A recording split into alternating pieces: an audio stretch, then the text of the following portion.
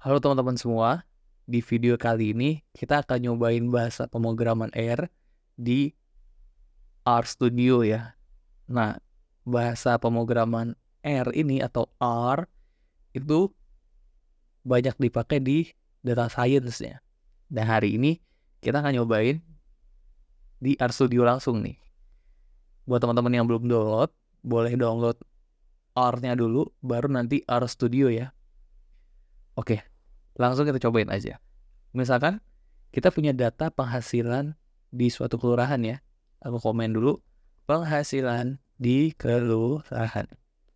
Nah, misalkan penghasilan di kelurahan ini akan kita generate ya pakai data random. Misalkan penghasilan, nama datanya. Nah, untuk deklarasinya kurang dan strip ya teman-teman. R, no. Nah, ini. Jadi R norm ini akan generate data dengan distribusi normal ya teman-teman. Kita butuh N, Mien, dan SD. Oke.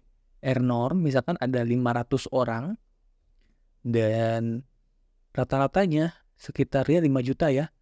5 juta, tuh 23, tuh 23. Oke. Dan standar deviasinya sekitar 100.000. Oke, kita kontrol enter aja. Nah, ini dapat ya untuk penghasilannya dari suatu kelurahan nih ceritanya. Nah, misalkan kita pengen tahu berapa rata-rata dari penghasilan ini ya, dari suatu kelurahan ini, berapa rata-ratanya. Atau jangan deh, kita lihat dulu aja nih, penghasilan itu kayak gimana. Nah, ini ya data dari data pertama sampai ke data ke 500 ya, ini rata-ratanya bisa kita cari ya dengan Mian dari penghasilan. Kontrol enter. Nah, ini ya rata-ratanya teman-teman 5.007.000. Oke. Lalu, kalau kita pengen lihat grafiknya, kita bisa ketik his ya. Nah, jadi merupakan outputnya adalah sebuah histogram. Kita his dan tulis penghasilan. Kita kontrol enter.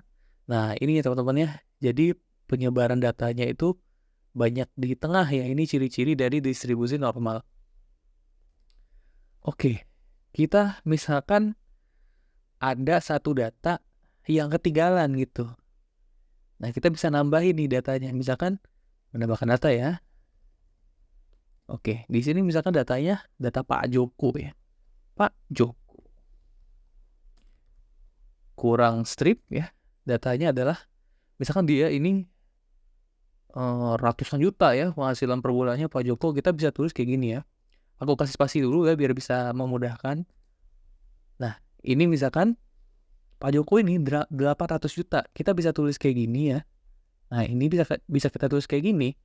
Atau dengan cara lebih gampang, kita tulis 8E plus 08. Nah, ini artinya nolnya ada 8 ya teman-teman. Kita kontrol enter aja. Nah, ini kita udah dapat nilai values dari Pak Joko ya. Lalu kita tambahkan nih data Pak Joko ke data penghasilan ya. Kita bikin variabel baru aja.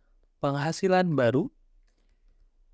Nah, kita bisa nulis di sini append ya teman-teman ya. Nih. Vector merging ya. Nah, ini kita append data penghasilan dengan data Pak Joko. Oke, nah ini jadi ada data penghasilan dan data penghasilan baru. Baik, untuk melihat apakah data Pak Joko udah ke input atau belum, kita bisa buat penghasilan baru ini dikurung ya teman-teman dengan sintaks tail ya. Kita kontrol enter. Oke, kalau kita lihat di sini, data Pak Joko ini nongol di bagian paling belakang. Jadi, tail kita bisa gunakan sebagai untuk mereview atau untuk mempreview data paling terakhir ya. Atau ekor datanya gitu ya. Nah, sebaliknya kita bisa tulis head untuk penghasilan baru. Nah, ini data awalnya ya teman-teman. 4915 ini sama nih kayak gini. 4915, 51918 ya. Sama. Oke. Lalu kita min lagi. Data penghasilan baru ini harusnya bakal mengubah minnya sangat signifikan ya. Penghasilan baru. Kalau kita kontrol enter. Nah, rata-ratanya dari 5 juta jadi 6,5 nih. Karena Pak Joko ini penghasilannya gedean ya dibanding yang lain gitu. Oke teman-teman, segitu dulu untuk bahasa pemrograman R ya, kita cobain.